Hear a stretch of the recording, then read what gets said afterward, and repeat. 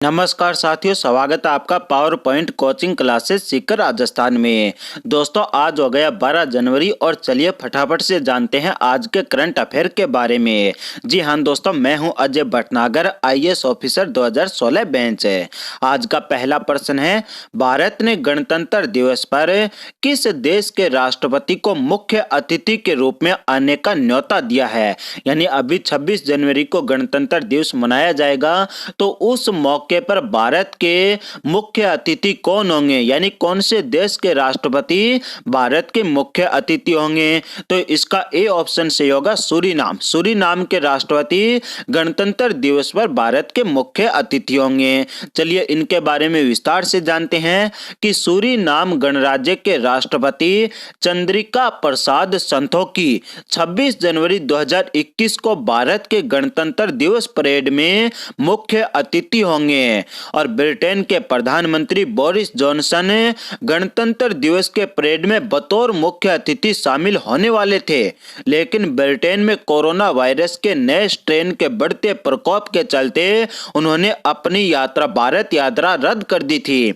आपको बता दें दोस्तों कि पहले इंग्लैंड के प्रधानमंत्री बोरिस जॉनसन भारत दौरे पर आने वाले थे और गणतंत्र दिवस के मौके पर भारत के मुख्य अतिथि थे, परंतु कोरोना के चलते उन्होंने अपनी यात्रा रद्द कर दी। इसलिए भारत सरकार ने आनन फानन में सूरीनाम के राष्ट्रपति को भारत का मुख्य अतिथि बनाने के लिए न्योता भेजा।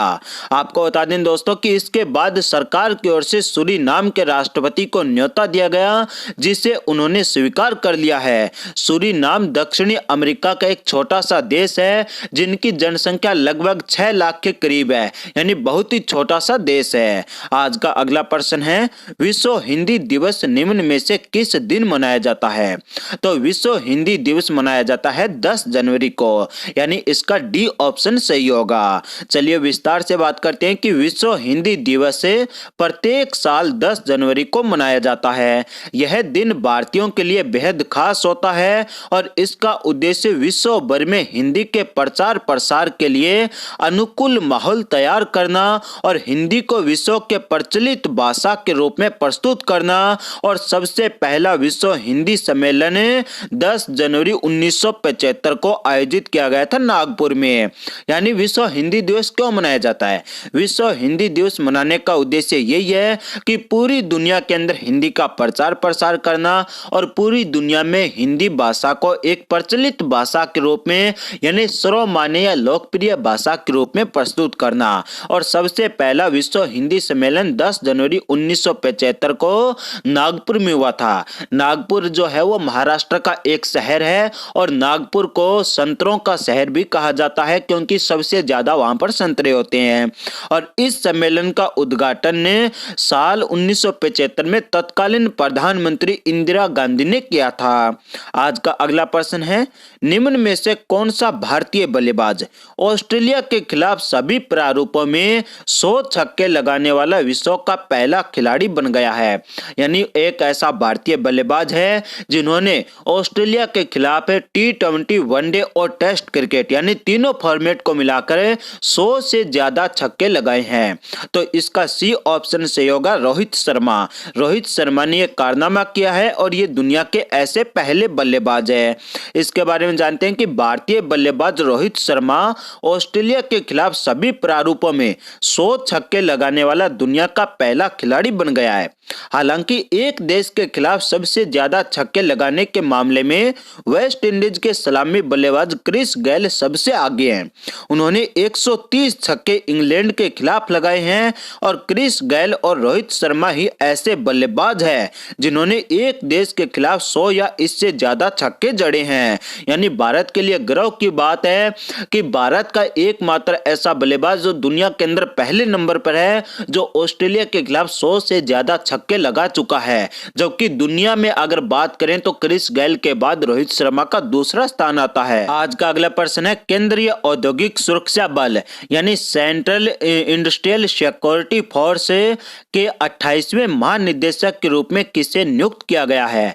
यानी CISF के 28वें नंबर के नए महानिदेशक किसे बनाया गया है। तो इसका बी ऑप्शन सही होगा, सुबोध कुमार जायसवाल को केंद्रीय औद्योगिक सुरक्षा बल यानी CISF के नए महानिदेशक बनाए गए हैं। अब ये केंद्रीय औद्योगिक सुरक्षा बल क्या होता है?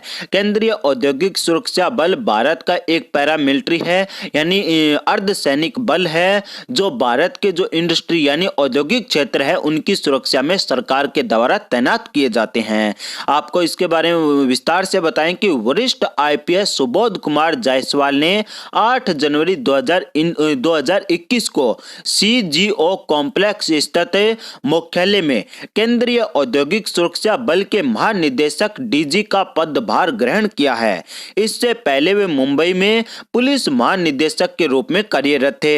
जायसवाल CISF के 28वें महानिदेशक बने हैं। राजेश रंजन की सेवानिवृत्ति के बाद उन्हें बल के DG का पदभार दिया गया है। यानी इससे पहले यानी 27वें कौन थे महानिदेशक? राजेश रंजन थे, और उनकी जैसे ही रिटायरमेंट हुई तो उनके बाद सुबोध कुमार जायसवाल को नया 28वें महानिदेशक बनाया गया है। आज का अगला प्रश्न है, गुजरात के 4 बार के मुख्यमंत्री, पूर्व मुख्यमंत्री एवं कांग्रेस के किस दिग्गज नेता का 94 वर्ष की उम्र में निधन हो गया है? तो इसका D ऑप्शन से होगा माधो सिंह सोलंकी। माधो सिंह सोलंकी गुजरात के 4 बार मुख्यमंत्री रहे थे और कांग्रेस पार्टी की UPA सरकार में केंद्रीय मंत्री रहे थे और कांग्रेस पार्टी के वरिष्ठ नेता थे जिनका 94 वर्ष की उम्र में निधन हो गया। कौन थे ये? माधो सिंह सोलंकी। इसके बारे में विस्तार से बात करते हैं कि पूर्व केंद्रीय मंत्री तथा 4 बार गुजरात के मुख्यमंत्री रहे वरिष्ठ कांग्रेसी नेता माधो सिंह सोलंकी का 10 जनवरी 2021 को राजकीय सम्मान के साथ अंतिम संस्कार किया गया था। माधो सिंह सोलंकी पहली बार 30 साल की उम्र में ही विधायक चुने गए थे। उन्होंने ही गुजरात में लड़कियों के लिए मुफ्त शिक्षा, प्राथमिक विद्यालयों में मिड डे मील जैसी योजनाओं की शुरुआत की थी। वह गुजरात में नरेंद्र मोदी के बाद सबसे लंबे समय तक मुख्यमंत्री रहे थे। आज का अगला प्रश्न है, अमेरिका ने किस देश के साथ राजनयिकों के आपसी संपर्क बहाली पर लगे सभी प्रतिबंध हटा लिए हैं? यानी अमेरिका ने एक देश के साथ जिनके ऊपर पहले अमेरिका ने प्रतिबंध लगा रखे थे, परंतु अब अमेरिका ने उसके ऊपर से सभी प्रतिबंध हटा लिए। कौन सा देश है? तो इसका C ऑप्शन से होगा ताइवान। ताइवान से अमेरिका ने सभी प्रकार के प्रतिबंध हटा लिए हैं।